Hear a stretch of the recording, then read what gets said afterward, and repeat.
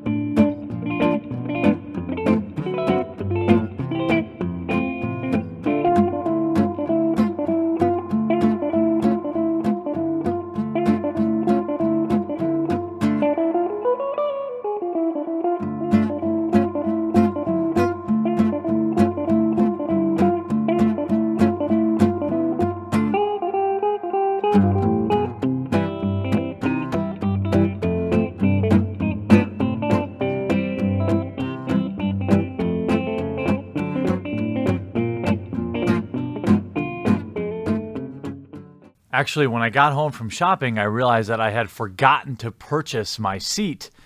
So let me. I'm probably not going to be able to get any spots. Oh, look at this! My favorite theater, 7:30 p.m. on Thursday, has 4 seats sold. Every one of these seats is available. Interesting. I must have lucked out. Let's try. Maybe we should try a different showtime. See if all of a sudden maybe Friday is a little different. Maybe Friday's a little different. Let's go like 4 o'clock on Friday. That's a nice time to go see a show. Let's see. Look at that whole theater, not one pre-sold ticket.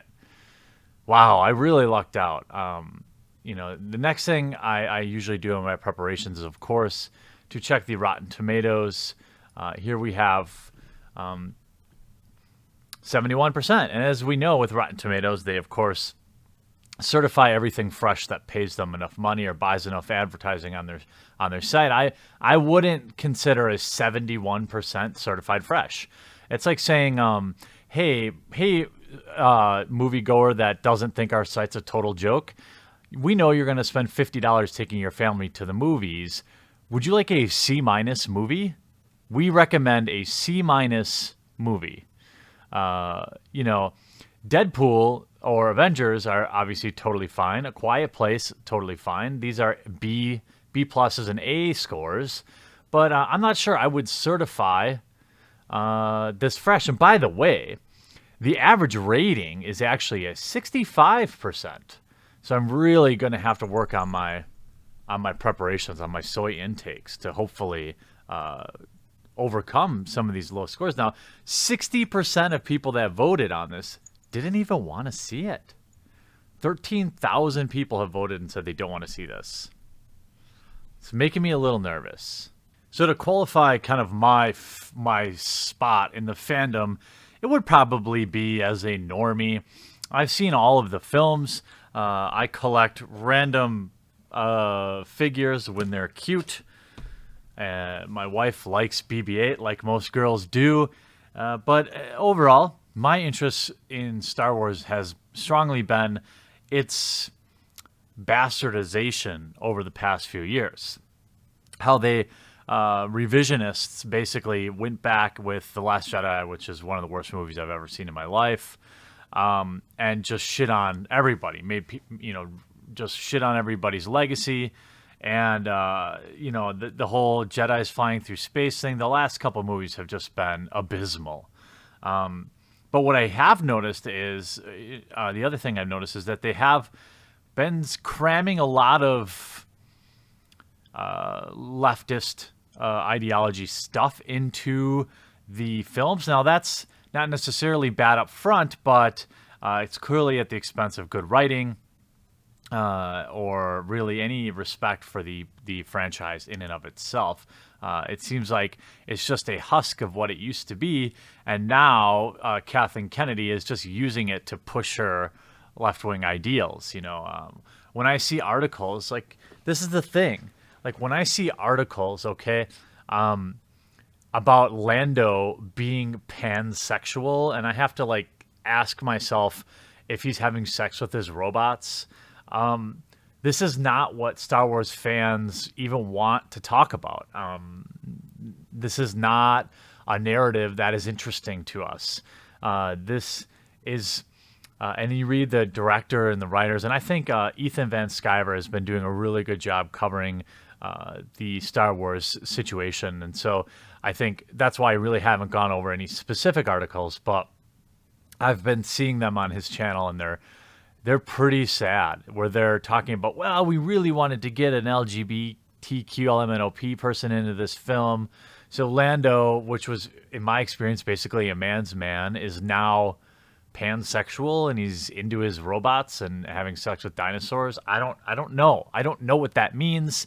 I don't know why people's sexuality is even a topic of discussion in movies. Nobody gives a shit unless the movie's actually about being gay. Then okay, fine. Like Milk, you want to watch that? It's a great movie, but that's about the struggle, being gay. It's not Star Wars plus butt stuff, and it's. I'm really, really conflicted because I do want to go to this movie so I can review it, because I actually had a lot of fun reviewing Deadpool, and you guys actually all seem to like it. So I don't know if you think I should review it. Like the video or tell me in the comment section down below. But I'm really conflicted because, in my opinion, the only thing that's really going to change the direction of Star Wars is it needs to have a box office loss. It needs to take an L. And as bad as the last three films were, they all did really well in the theaters. So by going and paying money to see this movie, I'm just becoming another ticket sale to them. And I'm not entirely sure that I want to do that. I mean, maybe I could just suffer through a screener or something like that, because I'm not really going to... My review of a movie isn't necessarily about this, the quality of the shots and stuff like that. I'm not that technical. It's more about the message and what hidden messages and ideologies might be in there. And I may just do that for Soylo, Soywars, Soyri, because I don't know. There's a ton of propaganda around the ticket sales too, with Disney, of course, saying that it's going to break records. It's set up on a holiday weekend. Tickets are on sale on Thursday. So when you look at the box office, it's going to have Thursday, Friday, Saturday, Sunday, Monday sales in it when they announce it on Tuesday and stuff like that. So I think they'll probably have a big number regardless. What we don't know is how much money they spent reshooting. What I've heard is as much as 70% of this film. And that is the one intriguing part. Did Ron Howard come in and reshoot the shit and make it good? I don't know. Clearly, everyone, the majority of people seem to have a wait-and-see attitude, and I think that that's safe. Given, one, by buying a ticket, you're contributing to, their ticket sales, their opening weekend box office. And I think, at minimum, people should wait and see some reviews before they see it, because going to the movies isn't cheap, and there are better movies out. Like, I actually thought Quiet Place was really good. That rated in the 90s. I thought that review held up. Infinity War is still out there. Deadpool 2 is still out there. I mean, $50, when I go to the movies, it's $13 a ticket, plus you get popcorn and a soda. Well, you almost spend $50 there. You could buy a video game for that price, or an eighth of weed, or whatever you want, And it's interesting to see when you have characters like, Admiral Gender Studies with the purple hair, you have really poor writing, you have the Mary Sue trope, you have a film that basically just rehashes the original Star Wars and changes very little about it. Even as what I would say is a normie fan, a fan of the culture, it sucks. I feel bad for the hardcore fans. It's very similar to what's happening in like Magic the Gathering right now, where the people are coming in and rewriting, right? They go back, they change shit, they ruin it. Mark Hamill should never have been in The Last Jedi. That movie never should have existed. Rogue One was okay. It was okay. But in general, I don't know who they're making these movies for. And what we've seen is, for example, with Black Panther, with enough media hype, they can move the needle with the box office. Black Panther, I thought, was a very mediocre movie. It wasn't bad, but I thought the CGI was poor.